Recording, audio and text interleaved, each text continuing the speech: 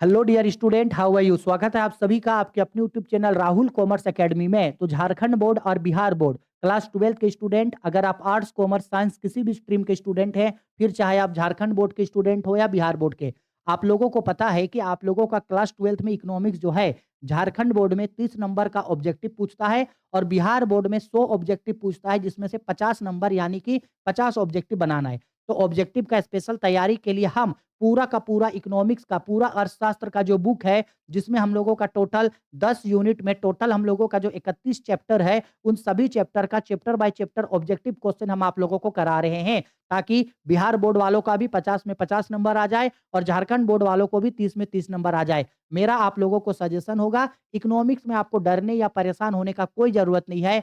हम आप लोगों को वन शॉट वीडियो पढ़ा चुके हैं, पूरा चैप्टर हो चुका है। हम आप लोगों को अब चैप्टर बाय चैप्टर एमसीक्यू पढ़ा रहे हैं, इसको कर लो और ये एमसीक्यू 3 दिन के अंदर खत्म होगा। आपको लगेगा कि सर 31 चैप्टर है, ऐसे में तो पूरा 1 महीना चला जाएगा। नहीं, 3 दिन के अंदर अंदर हम आप लोगों को पूरा का पूरा इकोनॉमिक्स का पूरा दोनों बुक का माइक्रो मैक्रो का पूरा 31 चैप्टर का एमसीक्यू कराएंगे। इसको करने के बाद ही आप कोई भी मॉडल पेपर उठा लेना, किसी भी साल का प्रीवियस ईयर क्वेश्चन पेपर उठा लेना, कोई भी गेस पेपर को उठा लेना, सबका क्वेश्चन आपका इसी इसी पूरे सीरीज से बन जाएगा। इससे बाहर से आपका एक भी क्वेश्चन नहीं पूछेगा और इसमें कई सारे क्वेश्चन जो होंगे वो बिहार बोर्ड में पहले पूछे जा चुके हैं वाला क्वेश्चन होगा और कई सारा क्वेश्चन झारखंड बोर्ड में पहले पूछा जा चुका है वो भी क्वेश्चन होगा। यानी चैप्टर बाय चैप्टर क्वेश्चन भी होगा, प्लस इसी में प्रीवियस ईयर क्वेश्चन भी आप लोगों को मिल जाएगा। और आपको पता है कि बोर्ड कई सारे प्रीवियस ईयर का क्वेश्चन आपके एग्जाम में रिपीट करता है। ठीक, तो ये हम लोगों का चैप्टर 3 होने वाला है, जिसका नाम है उपभोक्ता संतुलन यानी कंज्यूमर्स इक्विलिब्रियम। ये यूनिट नंबर 2 का चैप्टर नंबर 1 है। ठीक है? साथ ही साथ आपको क्या करना है, अगर इससे पहले चैप्टर 1 और चैप्टर 2 का वीडियो देखना है, तो उसका लिंक ऊपर आई बटन में देंगे, वहां से देख लेना। और इस चैप्टर का उपभोक्ता संतुलन यानी कंज्यूमर्स इक्विलिब्रियम, इस चैप्टर का अगर लेक्चर वीडियो देखना है, जहां हम आप लोगों को हिंदी वाले को अलग और इंग्लिश वाले को अलग में इस चैप्टर को पढ़ाए हैं, तो इस चैप्टर को उसका भी लिंक ऊपर आई बटन में दे देंगे, वहां से जाकर के जरूर देखना, क्योंकि इस चैप्टर से आपको 5 नंबर का लॉन्ग क्वेश्चन पूछेगा ही पूछेगा इस चैप्टर से, इसलिए इस चैप्टर को आप लोग जरूर करोगे। ठीक है, चलो अब स्टार्ट करते हैं, एक एक करके करते हैं। दोनों बोर्ड के स्टूडेंट एकदम अच्छे से देखना, 3 दिन प्योर डेडिकेशन के साथ मेरा बात मान के पढ़ना। 3 दिन हम जो जो चीज जैसे जैसे पढ़ाएंगे, मेरा हर एक चीज को फॉलो करके पढ़ना। इकोनॉमिक्स में आपका बड़ा शानदार नंबर आएगा। ठीक है, चलो देखो भाई, पहला क्वेश्चन हम लोगों को यहाँ क्या बोल रहा है, निम्न में से कौन सा कथन सही है, which of the following statement is true. तो इसका राइट आंसर होगा ऑल ऑफ दिस, इनमें से सभी। ठीक है, आप इसको एक बार पढ़ लेना ना। उपयोगिता यानी यूटिलिटी का मीनिंग समझा रहा है, तो यूटिलिटी का मीनिंग, उपयोगिता का मीनिंग ए भी होगा, बी भी होगा और सी भी, इसलिए इसका राइट आंसर होगा ऑप्शन नंबर डी। पढ़ना, पढ़ करके आपको ये चीज समझ में आ जाएगा और उतना ज्यादा इंपॉर्टेंट नहीं है, इसलिए हम इसको छोड़ रहे हैं। ठीक है, क्वेश्चन नंबर 2 बोल रहा है, 2 नंबर पे उपयोगिता की निम्न में से कौन सी विशेषताएं हैं, which of the following is a characteristics of utility. ठीक है, तो इसका भी राइट आंसर होगा ऑप्शन नंबर डी। सेम वही चीज ऊपर में जो यूटिलिटी यानी उपयोगिता का मतलब पूछा, सेम यहाँ भी वही चीज आपको पूछ रहा है। ठीक है, question number 3 most important question, इसको स्टार बना के रख लेना।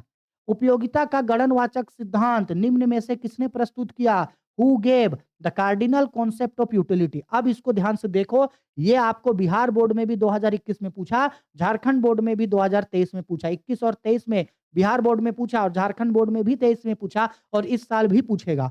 हम बता दे रहे हैं, उपयोगिता का यानी कि यूटिलिटी का 2 कॉन्सेप्ट है। एक है हम लोगों का गणनवाचक, गणनवाचक को बोला जाता है आपका कार्डिनल यूटिलिटी कॉन्सेप्ट। और ये जो कार्डिनल यूटिलिटी कॉन्सेप्ट है, ये दिया था मार्शल ने। कार्डिनल यूटिलिटी कॉन्सेप्ट किसने दिया था, मार्शल ने। और एक होता है क्रमवाचक, एक होता है क्रमवाचक, जिसको बोला जाता है ऑर्डिनल यूटिलिटी। क्या बोला जाता है, ऑर्डिनल यूटिलिटी कॉन्सेप्ट। ये दिया था आपका हिक्स एंड एलन ने, हिक्स एंड एलन, इसको आप याद रखोगे। ठीक है, क्या बोले, गणनवाचक यानी कार्डिनल यूटिलिटी मार्शल ने दिया था और क्रमवाचक यानी ऑर्डिनल यूटिलिटी हिक्स और एलन। तो यहाँ पे बोल रहा है गणनवाचक यानी कि कार्डिनल यूटिलिटी, तो कार्डिनल यूटिलिटी दिया था मार्शल ने। इसको अच्छा से याद रखोगे, मोस्ट इंपोर्टेंट क्वेश्चन है ये। ठीक, क्वेश्चन नंबर 4 बोल रहा है, क्वेश्चन नंबर 4 पे हम लोगों का देखो, बोल रहा है उपयोगिता व्यवहार का अध्ययन किया जाता है, consumers behaviour is study under. अब हमको पता है कि कंज्यूमर बिहेवियर बोल रहा है, यानी कंज्यूमर तो एक पर्सन है। तो जब कभी भी हम लोग एक पर्सन के बारे में पढ़ेंगे, एक पर्सन, तो वो होता है सूक्ष्म अर्थशास्त्र में यानी कि माइक्रो इकोनॉमिक्स में एक पर्सन बोल रहा है ना, एक पर्सन, एक उपभोक्ता, एक कंज्यूमर। तो इसके बारे में हम लोग सूक्ष्म अर्थशास्त्र में पढ़ते हैं। क्लियर बात है? चलो अब आते हैं हम लोग क्वेश्चन नंबर 5, ये भी मोस्ट इंपोर्टेंट क्वेश्चन है। सावधान इंडिया सावधान। बोल रहा है गोसेन का प्रथम नियम निम्न में से कौन-सा है? Which is the first law of Gaussian? अगर आप इस चैप्टर को हम पढ़ाते समय अगर आप पढ़े थे, तो हम आप लोगों को बताए थे कि एच गोसेन ने 2 नियमों को बताया था, ठीक है? गोसेन का कितना नियम है? 2 नियम। गोसेन का जो सबसे पहला नियम है, वो है सीमांत उपयोगिता ह्रास नियम। गोसेन का पहला नियम क्या है? उपयोगिता सीमांत उपयोगिता ह्रास नियम। अब सीमांत उपयोगिता ह्रास नियम को बोला जाता है law of diminishing marginal utility, law of diminishing marginal utility. और गोसेन का जो दूसरा नियम है, वो नियम है सम सीमांत उपयोगिता का नियम। सम सीमांत उपयोगिता का नियम, और इसको बोला जाता है law of equi marginal utility, law of equi marginal utility. ये गोसेन का दूसरा नियम है। तो हमको क्वेश्चन में पूछ रहा है गोसेन का पहला नियम, तो गोसेन का पहला नियम मेरा होगा यहाँ से, गोसेन का पहला नियम होगा सीमांत उपयोगिता ह्रास नियम, यानी law of diminishing marginal utility. और अगर क्वेश्चन में हमको गोसेन का दूसरा नियम बोलता, तो ये जो है हम लोगों का सीमांत सम सीमांत उपयोगिता का नियम, यानी कि law of equi marginal utility, ये गोसेन का दूसरा नियम होता। ठीक है, इसको अच्छा से याद रखोगे। ठीक है गुरुजी? चलो आगे बढ़ते हैं क्वेश्चन नंबर 6।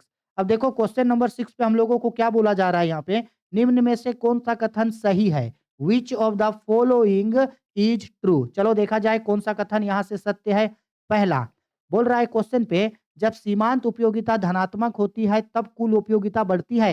देखो इसके लिए पहले यहाँ पे हम ड्राइंग बना दे रहे हैं, इस ड्राइंग को याद रखना क्योंकि इसके ऊपर ना कई सारा क्वेश्चन पूछेगा। ठीक है, इस तरीके से जो है ये बनता है, इस तरीके से।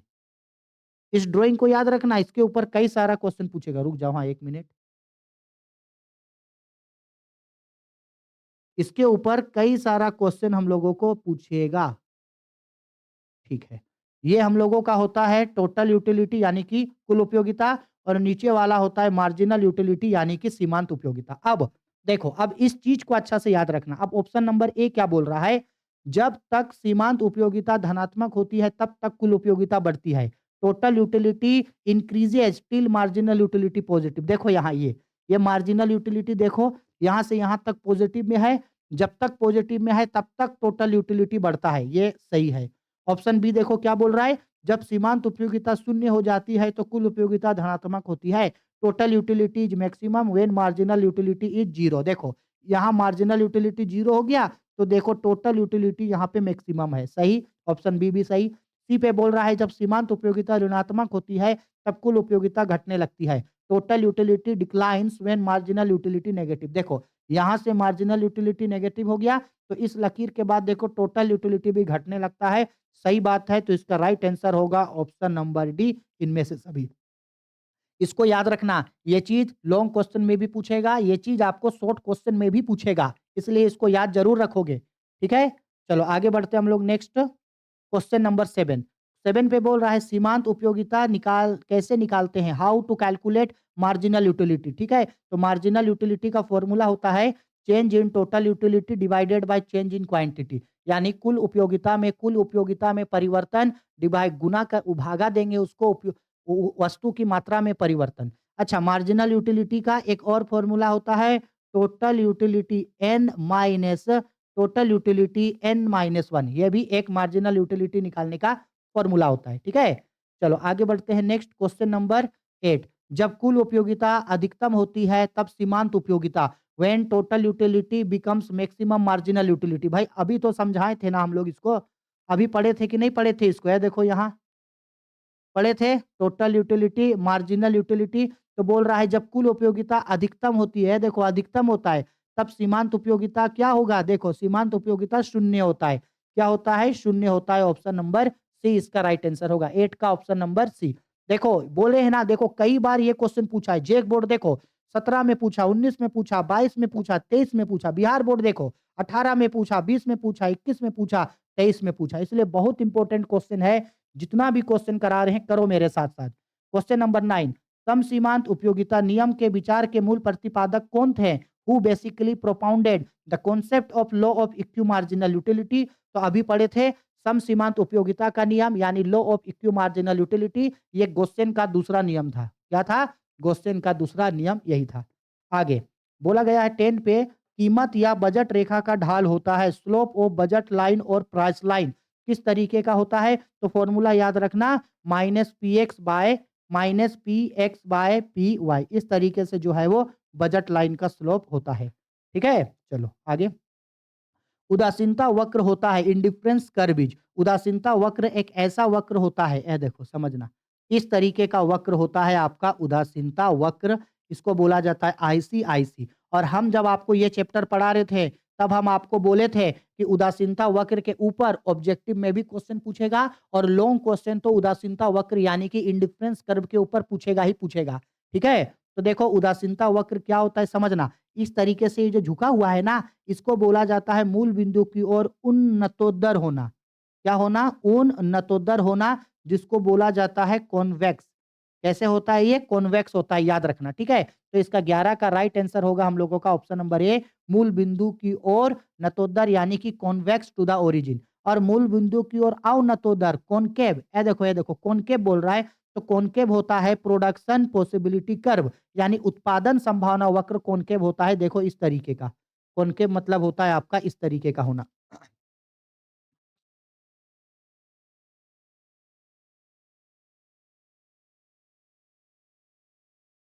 इस तरीके का होना। ठीक है, इस तरीके का कॉनकेव होता है पीपीसी कर्व। ठीक है, आगे क्वेश्चन नंबर 11, उदासीनता उपयोगिता का संबंध होता है यूटिलिटी इज रिलेटेड टू। तो सिंपल बात है, यूटिलिटी यानी उपयोगिता का मतलब होता है मानवीय आवश्यकताओं की पूर्ति से, सेटिस्फाइंग ऑफ ह्यूमन वांट्स। ठीक है, ऑप्शन नंबर हम लोगों का 12 का होगा सी नंबर।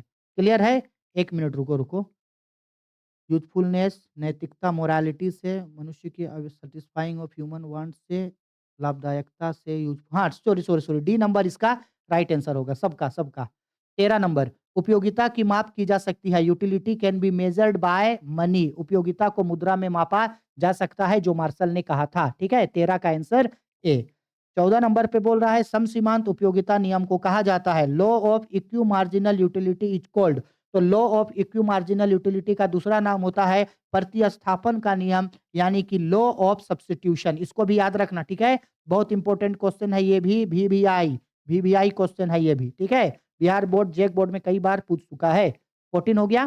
15 नंबर बोला गया है तटस्थ वक्र का झुकाव होता है इंडिफरेंस कर्व स्लोपसिस। अभी समझाए थे, इंडिफरेंस कर्व का झुकाव इस तरीके का होता है। ठीक है, आईसीआईसी। तो इंडिफरेंस कर्व का झुकाव जो होता है वो बाएं से दाएं ऊपर से नीचे की ओर होता है, बाएं से दाएं ऊपर से नीचे की ओर। तो बाएं से दाएं देखो, from left to right, left to right होता है।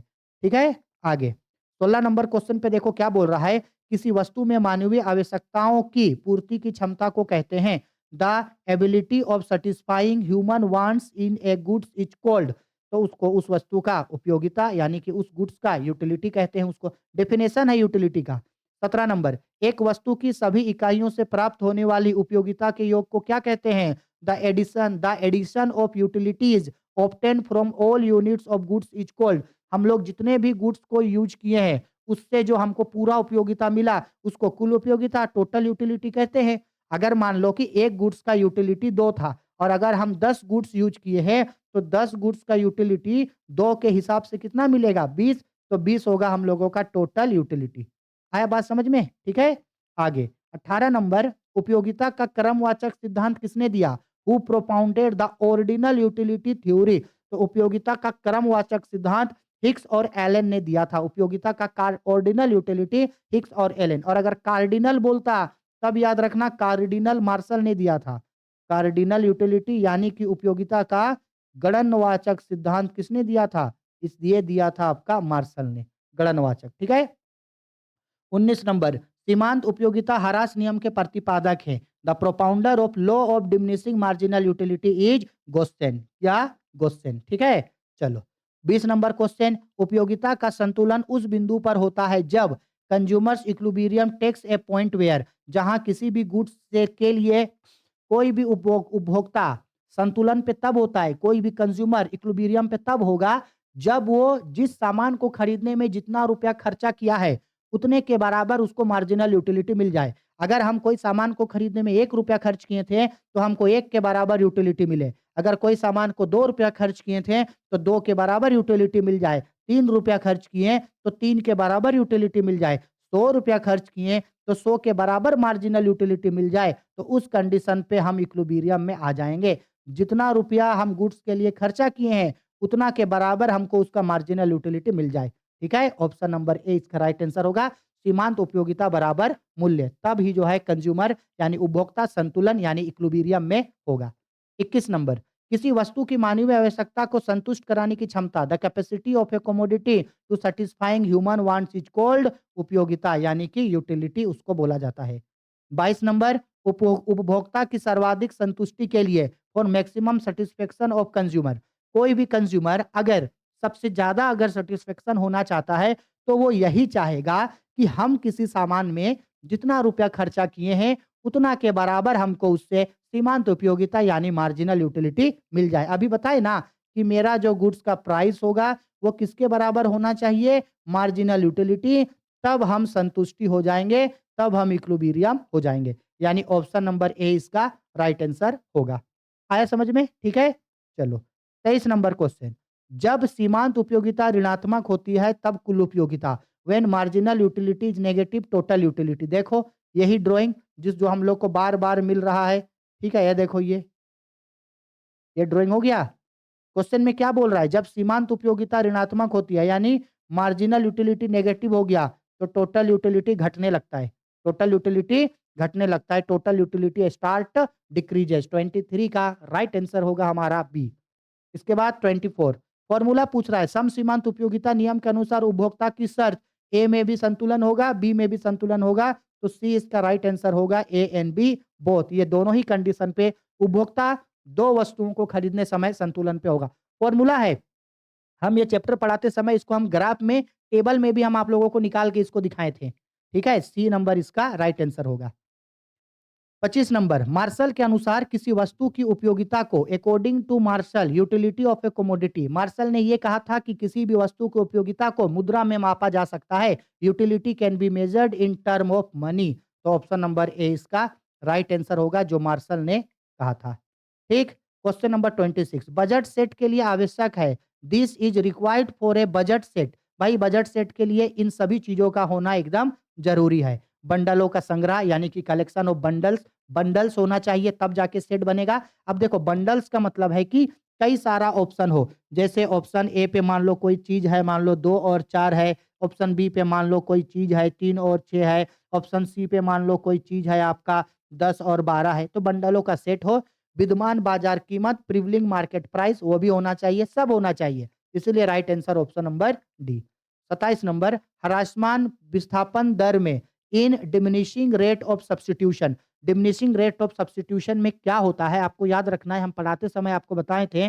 डिमिनिशिंग रेट ऑफ सब्स्टिट्यूशन में अगर दो तरीके का वस्तु है तो एक वस्तु का अधिक मात्रा होगा और दूसरे वस्तु का कम मात्रा होगा। जैसे अगर दो वस्तु है एक्स और वाई, और अगर मान लो कि इसमें त्याग कर रहे हैं, तो यहाँ पे जो हम लोगों का लॉ ऑफ मतलब यहाँ पे सीमांत प्रतिस्थापन जो निकलेगा वो ऐसा हो सकता है कि वस्तु वाई हो सकता है ज्यादा आए, जैसे वस्तु 5 आए तो वस्तु वाई 1 आए, वस्तु वाई 4 आए तो वस्तु एक्स 1 आए, ये 3 आए तो ये 1 आए, ये 2 आए तो 1 आए। इसका मतलब है कि पहला वस्तु का अधिक मात्रा होगा और दूसरे वस्तु का कम मात्रा होगा, ये हम बताने का कोशिश कर रहे हैं। ठीक है, तो ऑप्शन नंबर ए, वस्तु 1 की अधिक मात्रा मोर ऑफ गुड्स 1, वस्तु 2 की कम मात्रा लेस ऑफ गुड्स 2, तो ये दोनों सही है, तो ऑप्शन डी इसका राइट आंसर हो जाएगा। एक वस्तु का अधिक मात्रा होगा तो दूसरे वस्तु का कम मात्रा होगा, तब जाके वो प्रतिस्थापन होगा। 28 नंबर, अर्थशास्त्र में उपयोगिता का आशय है utility in economics means, formula मतलब पूछ रहा है, तो उपयोगिता का मतलब होता है किसी वस्तु की आवश्यकता पूरी करने की शक्ति, want satisfying power of a commodity is called utility. हम डिफिनेशन पढ़ाते समय में भी यही सेम डिफिनेशन आप लोगों को लिखवाए थे। 29 नंबर, तटस्थता वक्र का झुकाव दिखाता है। The slope of indifference curve shows. एक तटस्थता वक्र मतलब ये देखो, ये जो इंडिफरेंस कर्व का झुकाव होता है, जिसको आईसी कर्व बोलते हैं, ये इंडिफरेंस कर्व का झुकाव दिखाता है कीमत अनुपात को। ठीक है, 29 का राइट आंसर होगा। 1 मिनट, 29 का क्या क्या बोल रहा है? तटस्थ वक्र का झुकाव दिखाता है कीमत अनुपात को। तटस्थ वक्र का झुकाव दिखाता है कीमत अनुपात को। तटस्थ वक्र का झुकाव दिखाता है कीमत अनुपात को। ठीक है, 29 का ए। 39, वस्तु की हर अगली इकाई के प्रयोग से सीमांत उपयोगिता यानी कि consumption of every additional unit of commodity brings utility. जैसे जैसे हम एक वस्तु के इकाइयों को बढ़ाते जाएंगे, उससे मिलने वाला उपयोगिता कम होते जाता है। जैसे देखो, यहाँ पे हम लोग लिख रहे हैं कोई भी गुड्स एक्स को, और यहाँ उससे मिलने वाला मार्जिनल यूटिलिटी। सपोज कर लो कि एक गुड्स को कंज्यूम किए तो मार्जिनल यूटिलिटी 50 मिला। जैसे ही दो गुड्स को कंज्यूम किए 40 मिला, 3 गुड्स को कंज़्यूम किए 30 मिला, 4 गुड्स का कंज़्यूम किए 20 मिला। तो जैसे-जैसे एक वस्तु का इकाई को देखो बढ़ा रहे हैं, वैसे-वैसे देखो मार्जिनल यूटिलिटी घटते जाता है। ठीक है? तो मार्जिनल यूटिलिटी घटते जाता है। तभी तो इसका नाम डिमिनिशिंग मार्जिनल यूटिलिटी इसी लॉ को तो बोला जाता है। ठीक है? तो हर एक वस्तु की इकाई का उपभोग करने से उससे मिलने वाला सीमांत उपयोगिता घटते जाता है। Additional unit of commodity consume then marginal utility will be decreases. ठीक है? क्वेश्चन नंबर 31, तटस्थता वक्र विश्लेषण में दो वस्तुओं के बीच विनिमय का अनुपात दर्शाता है। The ratio of exchange between two goods in difference curve analysis is so. देखो, अगर दो गुड्स जो है एक्स और वाई, ये देखो, ठीक है, इसके बीच ये जो हम लोगों का तटस्थता वक्र यानी कि आईसी कर्व खींचा गया है, ये उसका कीमत रेखा को बताता है। 1 मिनट रुको, कीमत रेखा को, हाँ सही है, 1 मिनट रुको, हाँ, इससे पीछे वाला आंसर गलत बता दिए क्या? ओहो! यहाँ तब तो ये गलत हो गया। यहाँ, ये क्वेश्चन गलत हो गया। तटस्थ वक्र का झुकाव घटता हुआ होता है, घटता हुआ जी। इसका होगा आंसर नंबर 29 का बी होगा, ठीक है? इसका राइट आंसर होगा 31 का राइट आंसर होगा ए। कीमत रेखा को बताता है ये, ठीक? अब आते हैं 32 नंबर पे। मार्शल के अनुसार उपयोगिता की माप की इकाई है। According to Marshall, the utility of measurement unit is money. Marshall ने कहा था कि यूटिलिटी को मनी यानी कि मुद्रा में मापा जा सकता है। 33 नंबर, कुल उपयोगिता जब स्थिर होती है तब सीमांत उपयोगिता when total utility is fixed. Fixed मतलब होता है मैक्सिमम है, तब मार्जिनल यूटिलिटी क्या होगा? जीरो होगा। ठीक है, सबसे टॉप में है टोटल यूटिलिटी, तो मार्जिनल यूटिलिटी मेरा क्या होगा? जीरो होगा। ठीक है, 34 नंबर, एक वस्तु की आवश्यकता संतुष्टि की क्षमता को उसकी क्या कहा जाता है? उसकी उपयोगिता कहा जाता है। Want satisfying capacity of a commodity is called utility. ठीक, 35 नंबर, प्रतिस्थापन की सीमांत दर इंगित करता है। ये क्वेश्चन देखो, जेक 2022 में पूछा, marginal rate of substitute indicates. जो मार्जिनल रेट्स ऑफ सब्स्टिट्यूट जो है, वो हम लोगों का इंडिकेट करता है उदासीनता वक्र का ढाल यानी स्लोप ऑफ इंडिफरेंस कर्व। इस चीज को दिखाता है, इस चीज को दिखाता है। ठीक है, एक वस्तु का ज्यादा इकाई होगा, दूसरे वस्तु का कम होगा। उदासीनता वक्र की ढाल निम्नलिखित में से किससे मापी जाती है? From which of the following is slope of in indifference curve is measured. Indifference curve मतलब होता है आईसी कर्व। इंडिफरेंस कर्व को किस चीज से मेजर किया जा सकता है? तो सीमांत प्रतिस्थापन दर यानी कि मार्जिनल रेट ऑफ सब्स्टिट्यूट से, क्योंकि एक वस्तु के इकाई को बढ़ाएंगे तो दूसरे वस्तु की इकाई में कम करना होगा। ठीक है, मार्जिनल रेट ऑफ सब्स्टिट्यूशन।